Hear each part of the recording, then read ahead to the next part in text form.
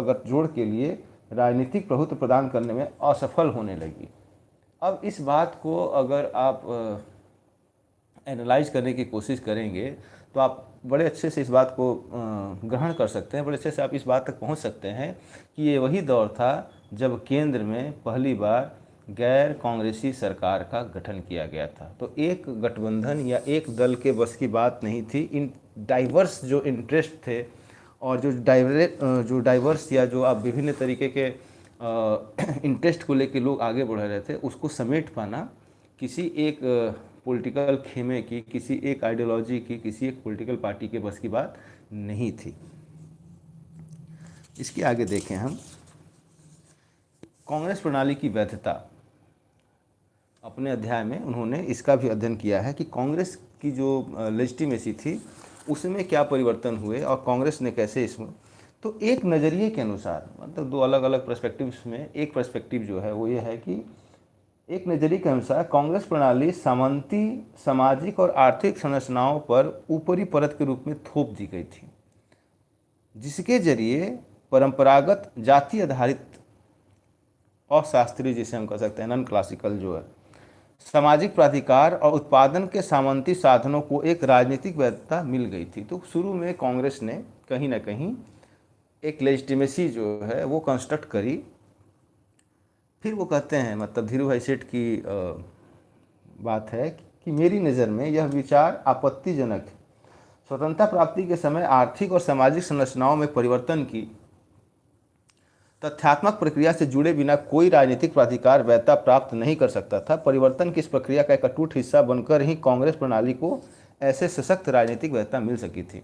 तो वो ये जो पहला नज़रिया था, जो सामंती और जाति आधारित संरचनाओं के आधार पर कांग्रेस की वैधता की बात है, धीरू भाई सेठ इससे डिसएग्री करते हैं। वो कहते हैं कि वो जो परिवर्तन हो रहे थे उन परिवर्तनों में कांग्रेस सहभागी थी, इसलिए कांग्रेस के पास वैधता थी। तो इस व्याख्या के अनुसार कहा जा सकता है कि कांग्रेस ने समाज में सामंती तत्वों की हैसियत प्रत्यक्ष रूप से घटाते हुए सत्ता का नया आधार बनाया और फिर उसे राजनीतिक प्रक्रिया के जरिए वैध किया। कांग्रेस का यह राजनीतिक रवैया उन दो सामाजिक संरचनात्मक परिवर्तनों के प्रति था जो समाज में पहले ही हो चुके थे। तो जो पहले ही घटित हो गए थे उसको किस तरीके से पॉलिटिकल फ्रेमिंग करी है कांग्रेस ने, उसकी बात करते हैं। तो जो पहला परिवर्तन था उसमें श्रेणीगत जाति संरचना का कमजोर होना और उसके विभाजक और क्षैतिक पहलू का मजबूत होना। हमने देखा कि इससे पहले भी जो लोकतंत्र के साथ अध्याय के जो चैप्टर्स हैं उसमें हम लोगों ने जो हायरार्कीज़ की बात देखी, कैसे वो हायरार्की टूटता है और कैसे सारी चीज़ें बिखरती जाती हैं, फिर किस तरीके से एक नए राजनीतिक युग का प्रारंभ होता है इस देश में। इसके साथ ही समाज पर कर्म सिद्धांत की नियामक पकड़ भी ढीली हो जाती है। जो रेटोरिक थे, जो कर्मकांडीय प्रणाली थी, वो अभी कैसे धीरे धीरे कमज़ोर हो रहे थे। और उसमें भी हम लोगों ने डिस्कस किया था कि कैसे रूरल टू अर्बन शिफ्ट होता है और फिर अर्बन सोसाइटी में चीज़ें किस तरीके से आगे बढ़ती हैं और फिर वही जो चेंजेज हैं कैसे गाँवों में जाते हैं और गाँवों में भी जो जाति आधारित कह सकते हैं कि जो कर्म थे वो किस प्रकार से ढीले होते गए धीरे धीरे धीरे धीरे। इस टूटन से जातियां क्षेत्रीय शक्ति समूहों में बदल गईं।